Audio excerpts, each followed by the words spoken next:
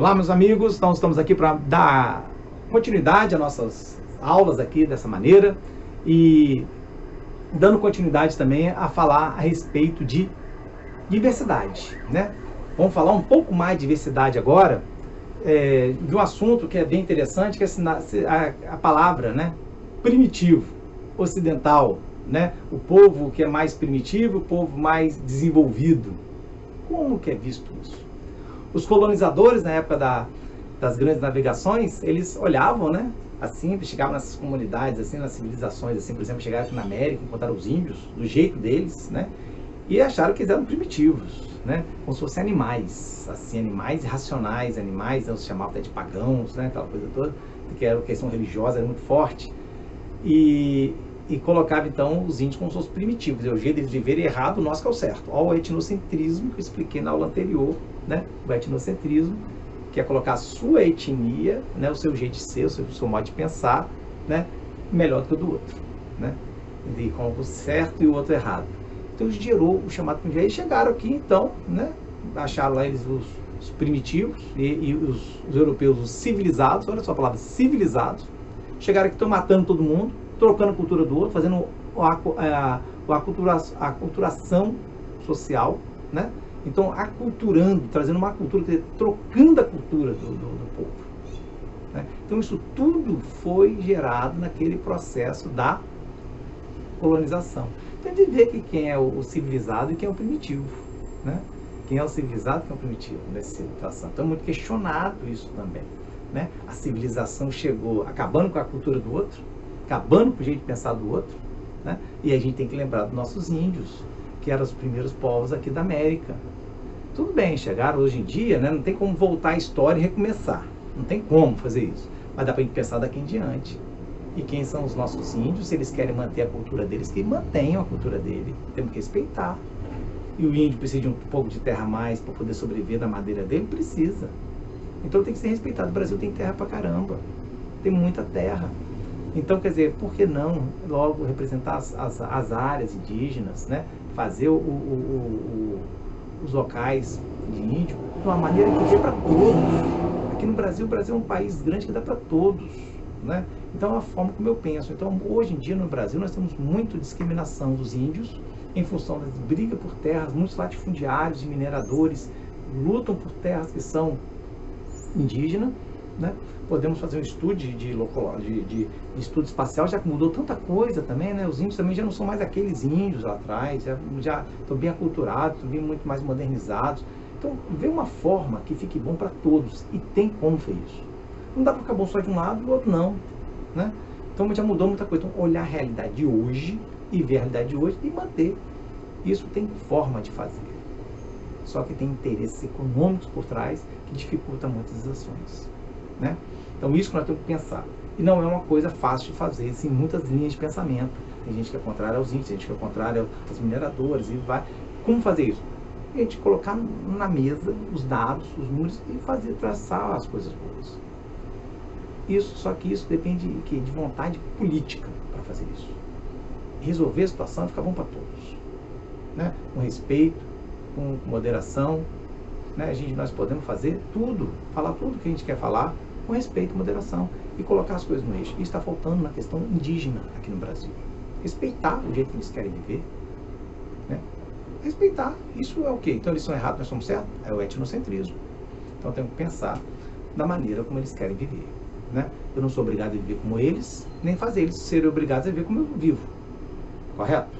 Então é o jeito que eu penso, pelo menos, tá, gente? Eu estou falando minha opinião, né? O Adriano Perrone aqui falando a respeito disso, tá? Então, uma questão importante a gente falar é a questão da civilização. Outra coisa, dentro disso, a gente vê a parte da questão étnica aqui no Brasil. O Brasil é um país, por exemplo, que a gente vai ver o censo, né? O censo, que é um dado, né? De 10 em 10 anos, né? Todo ano terminado em 0, 2020 era para ter censo, né? Estava previsto um censo até um pouco mais enxuto, né? Mas só com esse momento que nós vivemos agora, estão reavaliando como fazer isso, aí quando fazer, né? Não saiu nenhuma ainda decisão a respeito disso. Você está paralisado até a derradeira notícia que eu tive, a última notícia que eu tive foi isso. E a questão racial no Brasil, quando a gente fala do censo, a gente vê que é uma autodeclaração. Então ninguém pode chegar para o outro e falar assim, ó, você é negro, você é pardo, você é branco, você é indígena, você... O que você é? Ninguém pode falar isso. A pessoa tem que falar, eu sou preta, eu sou branco, eu sou pardo, eu sou amarelo. Amarelo, no caso, indígena, ou asiático, né? Amarelo. Como é colocado em IBGE, é dessa maneira. Branco, preto, pardo e amarelo. Tá? E não estou falando que está certo ou errado, não estou entrando nesse mérito, falando como o IBGE faz. Tá? E a gente vê então com a autodeclaração. E nos derradeiros censos, a gente vier observando, está aumentando o número de pretos, ainda é uma minoria, ainda bem pequena, aumentando significativamente o número de pardos e reduzindo o número de brancos, que era a maioria até o censo do ano 2000. Quando teve o censo 2010, teve uma mudança significativa, até interessante, que os brancos deixaram de ser mais de 50%, passaram a ser menos de 50%. Ah, então a população brasileira está o quê? Está ficando menos branca? De cor de pele? Não, não é isso que está acontecendo. Na realidade, como é uma autodeclaração, as pessoas estão começando a se afirmar mais. Porque existe uma teoria chamada teoria do branqueamento. O que é essa teoria do branqueamento? É quanto mais branco, melhor. Isso muitas vezes é inconsciente da pessoa. É questão histórica, questão da escravidão, questão da discriminação. Não quero ser preto. Existe essa questão. Lamentavelmente, pela discriminação existe. Quando a pessoa é parda, eu sou branco. Então, coloca branco. A pessoa é um negro, um preto mais clarinho, porque eu sou pardo. Falar que é preto, preto mesmo, aí a pessoa só aquela que não tem como não dizer. Então isso acaba gerando uma tendência ao branqueamento. Por isso que os brancos são maioria. Só que como essa questão está diminuindo, graças a Deus, cada um está se afirmando mais dentro da sua cor de pele, então isso vem diminuindo. Diminuindo.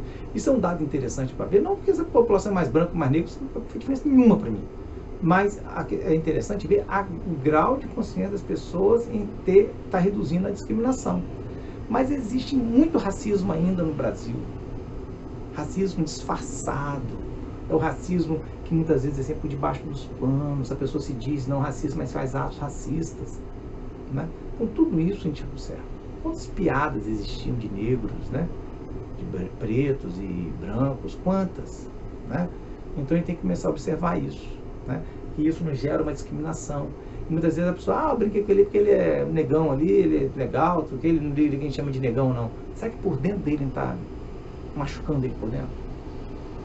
Ele ri lá para poder ser amiguinho de todo mundo, mas será que por dentro está sendo machucado? Então isso a gente tem que começar a observar. A questão do racismo, da discriminação e como tratar as pessoas. Né? Então isso é uma questão racial no Brasil, existe ainda, tanto que eu já falei, inclusive, né, na aula anterior, que como que a gente pode ver isso na sociedade.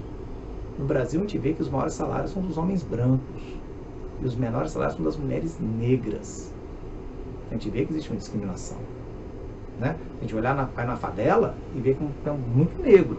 Vai no bairro mais nobre, a maioria é branco. Então a gente vê isso na sociedade. A gente vê o romper daquele momento do fim da escravidão, lá em 1888, para chegar ao momento, né, de maior igualdade realmente racial que tem no Brasil, ainda tem muito para caminhar. Tem muito para caminhar ainda. Aí é por isso, né, é um assunto polêmico, vou falar aqui agora, mas é por isso que tem a questão das cotas raciais. A cota racial é certo ou errado? A gente tem que julgar isso daí. Tem muito branco pobre também, que está lá na situação lá, que está precisando mais que algum negro que é rico. Né? Por isso que eu falo que eu prego mais a cota social, que na cota social já vai incluir mais negro, mais preto ali dentro, porque tem mais preto pobre. Então por isso que eu defendo mais a cota social e não cota racial. E tem preto que não precisa, já tem a situação boa de vida. É a minoria, mas tem. Né? Então ele vai ser privilegiado também para poder diminuir a desigualdade social. Então isso que eu penso. Mas essas cotas são chamadas políticas afirmativas para poder amenizar a situação. Por isso que o mais pregado hoje é chamada diversidade cultural, diversidade racial, diversidade, né? Essa coisa toda para ter todos os tratados iguais, como devem ser, né? Mas nós temos que diminuir a lacuna. Diminuir a lacuna. Né? Essa desigualdade que existe entre os brancos e os pretos. como fazer isso, né? E dando mais oportunidades, abrindo mais espaço para a economia. E isso tudo, eu vejo a chave de tudo é na chamada educação. A pessoa tem que ganhar ali pela educação, né?